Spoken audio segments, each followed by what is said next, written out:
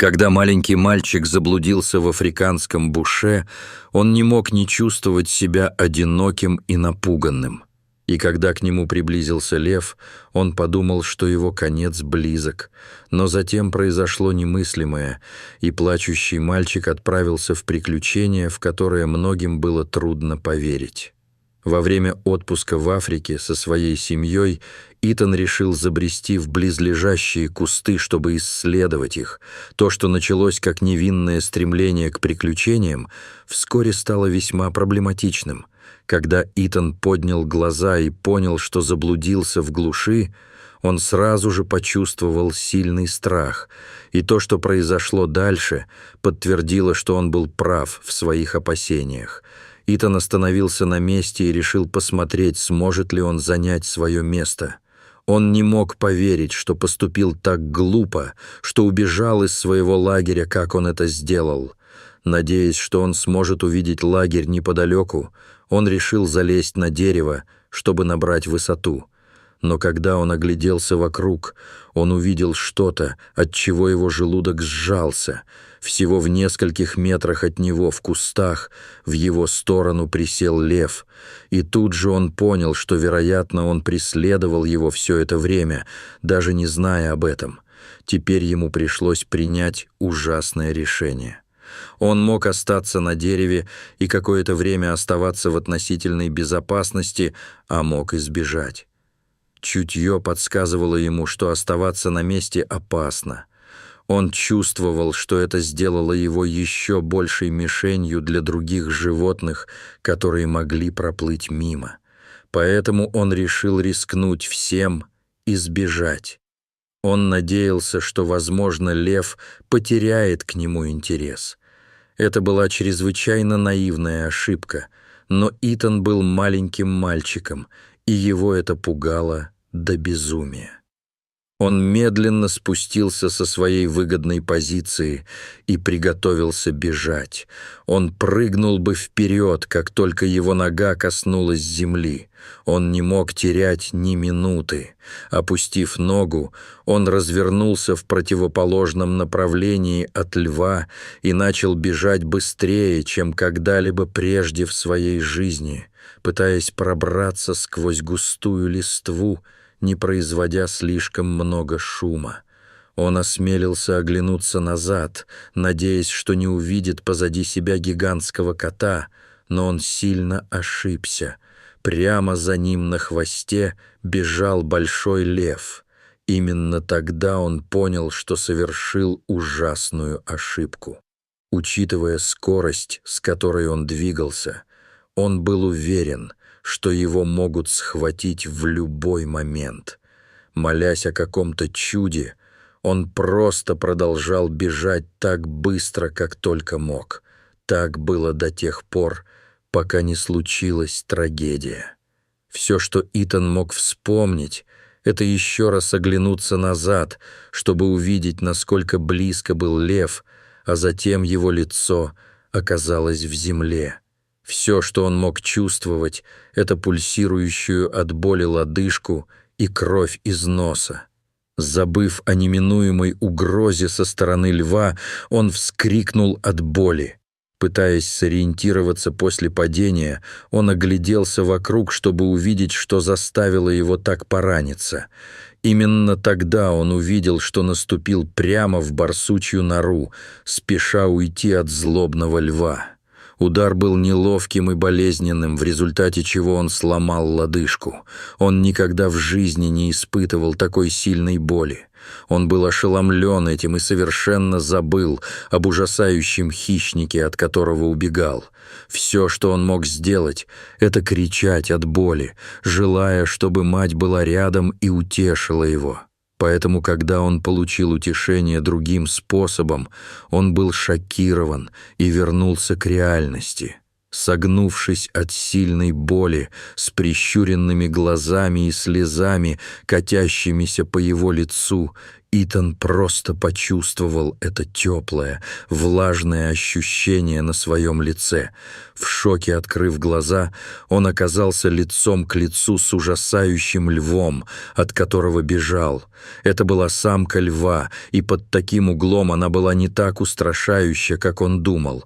На самом деле она больше походила на большую домашнюю кошку, чем на смертоносного хищника. Итан замер от страха. Он не хотел делать неверных шагов, так как боялся, что она может просто откусить ему лицо. Но она просто продолжала лизать его лицо снова и снова. Когда он не пошевелился, она начала толкать его в лицо так сильно, как только могла. Это вернуло Итана к реальности и дало ему адреналин, необходимый для того, чтобы снова двигаться. Он медленно отошел от ласковой львицы, совершенно растерявшись. Он никогда не ожидал такого поведения от льва. На самом деле, еще в лагере смотрители парка весьма настойчиво объяснили, что туристу ни при каких обстоятельствах нельзя общаться с дикими животными.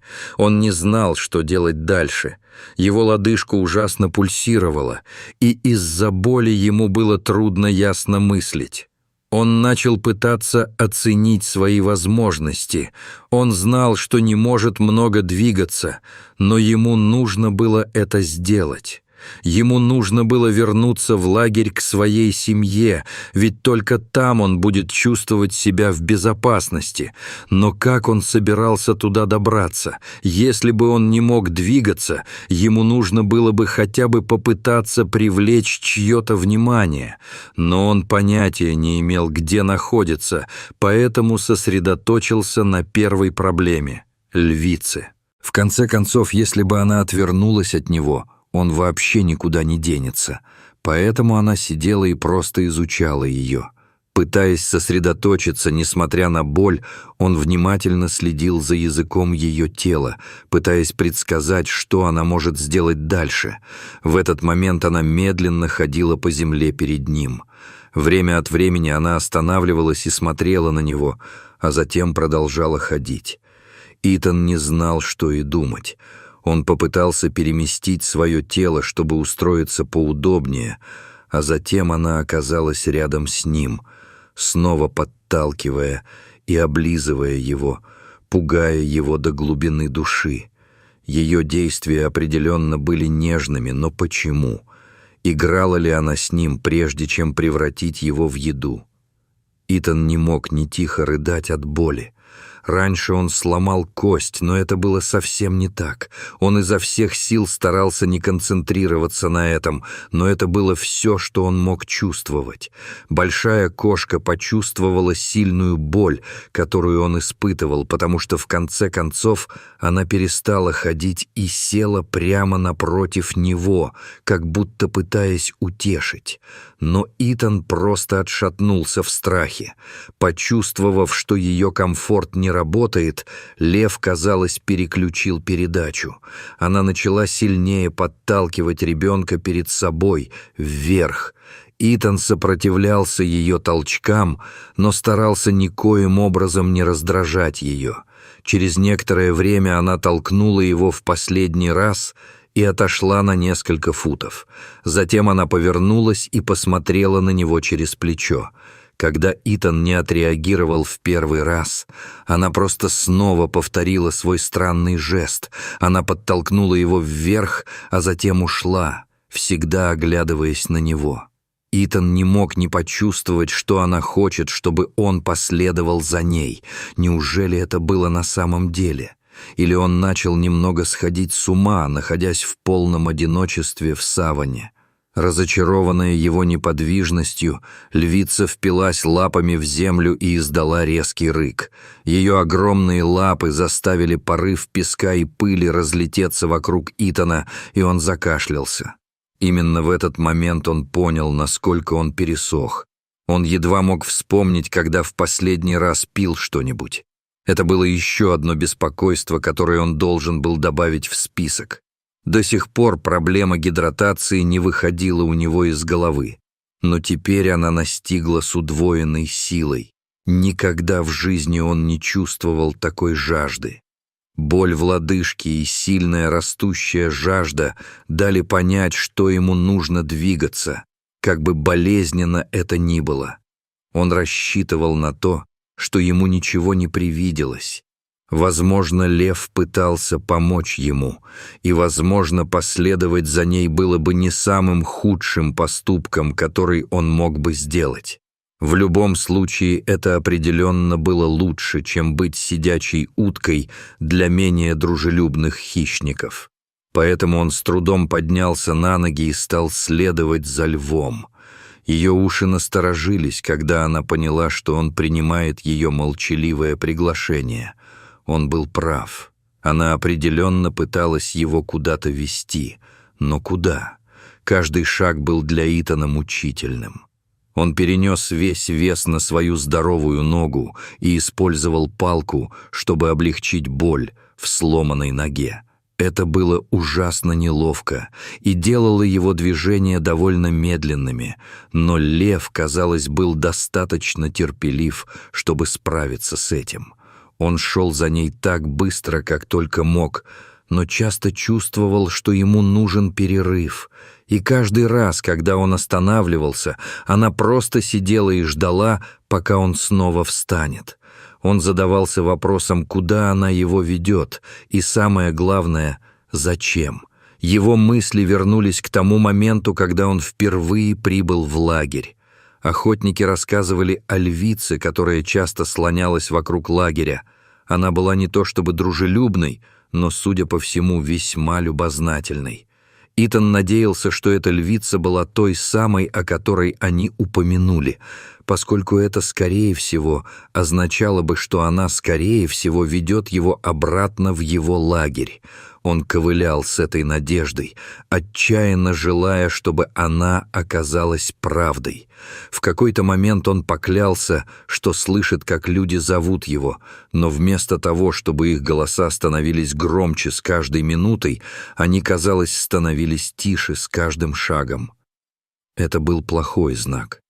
Был ли он неправ относительно намерений льва? Итан начал немного волноваться. О чем он думал? Слепо следуя за львом по саванне, насколько он знал, он мог следовать за ней до самой своей смерти. Однако как раз в тот момент, когда его тревога достигла пика, пара вырвалась из густого куста и подошла к свежей речке. Когда он услышал шум текущей воды, все остальное в его сознании просто растаяло. Все, на чем он мог сейчас сосредоточиться, это утолить жажду. С большим трудом он спустился на землю, чтобы напиться.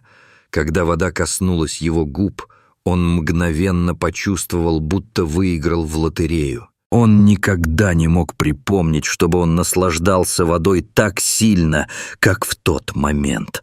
Он хлебал столько, сколько мог, чтобы утолить жажду.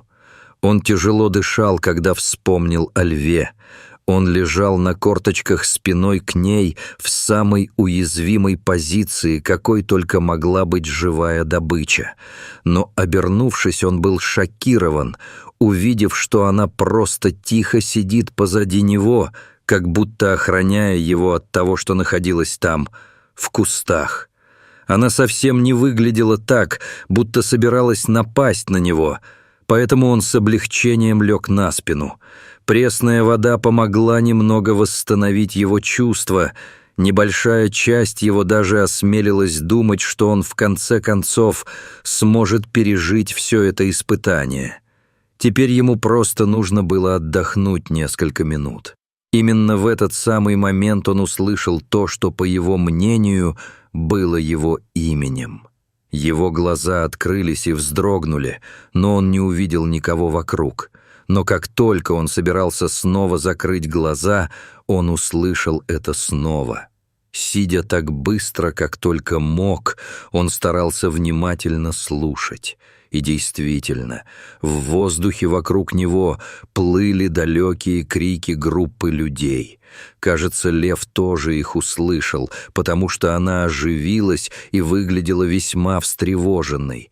Она даже издала низкое рычание, словно отгоняя приближающихся людей.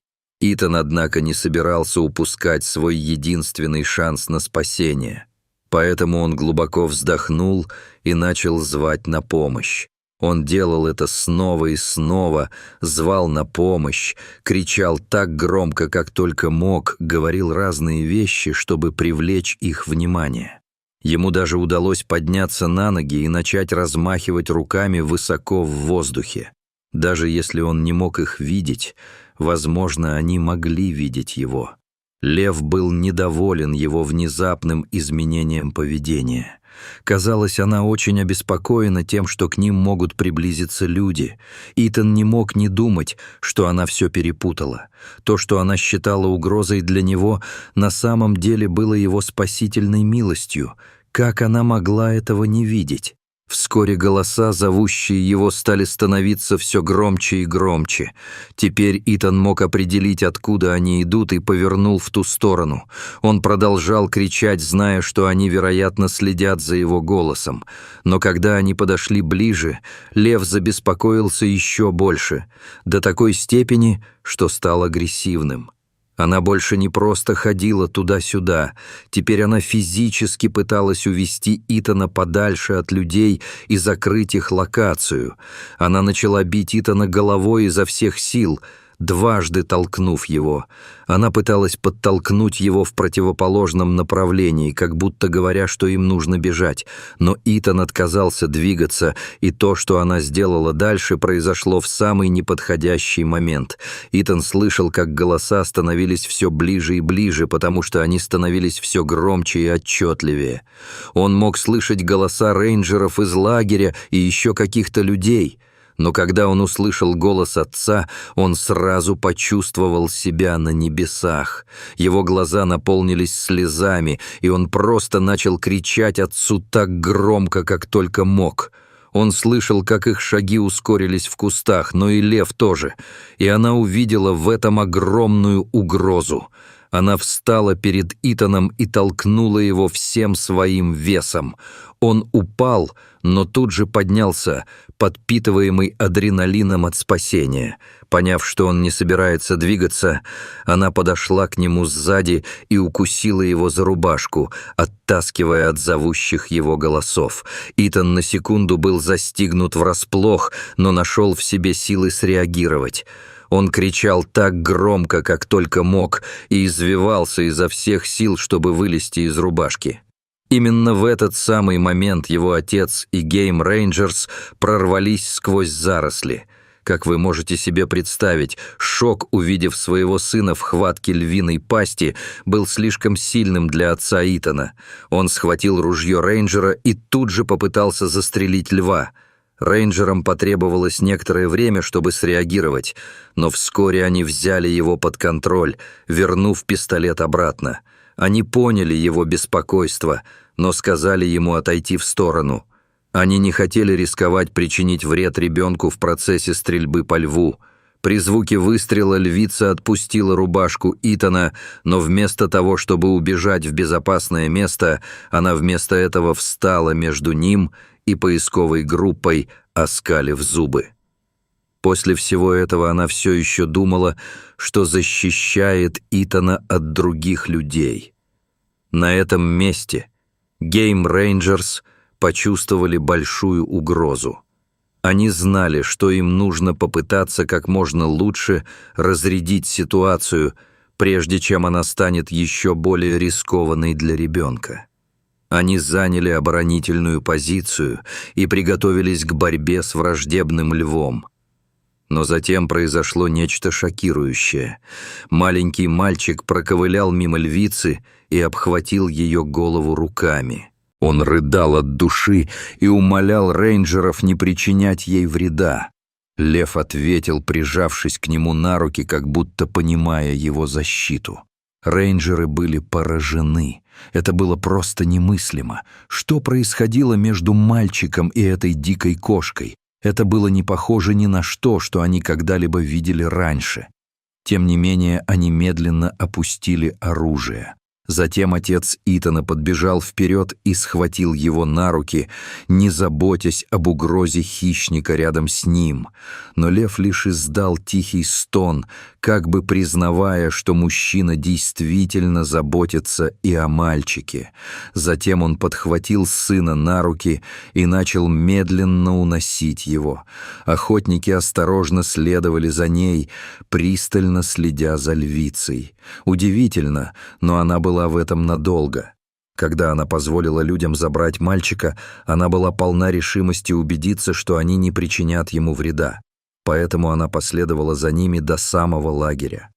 Мать Итана сразу же начала рыдать, когда увидела, что он жив и здоров, и бросилась в их палатку, чтобы получить столь необходимую любовь и заботу. Поскольку они находились посреди саванны, Итану потребовалось почти 24 часа, прежде чем он смог обратиться к врачу. К счастью, перелом оказался не слишком серьезным, поэтому им удалось вправить его лодыжку и дать ему лекарство, которое поможет облегчить боль. Итану все было как в тумане. Он потерял сознание на руках отца сразу после того, как его спасли, и все остальное время оставался в полубессознательном состоянии. Поэтому, когда он, наконец, пришел в себя, у него было так много вопросов. Главным из них было то, где сейчас находился лев. Охотники сопроводили его до границы лагеря, где все это время находилась львица. Они сказали Итану, что как бы они ни пытались ее прогнать, она продолжала возвращаться за ним. Он воспользовался этим моментом, чтобы поблагодарить милую кошку, наконец поняв, что она сделала все, что в ее силах, чтобы обезопасить его.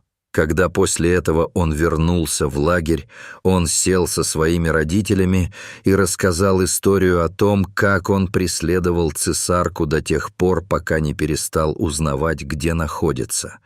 Он застрял в глуши, отчаянно нуждаясь в помощи. И помощь действительно пришла к нему, но из самого неожиданного места. Они сидели в недоумении и ужасе, слушая его рассказ, но были благодарны, что в конце концов он вышел живым. Эту историю он будет рассказывать всю оставшуюся жизнь. Какая невероятная история! Как бы вы отреагировали, если бы увидели, как вас преследует лев? Поверите ли вы, что хищник поможет вам? Дайте нам знать, что вы думаете в комментариях ниже. Спасибо за просмотр.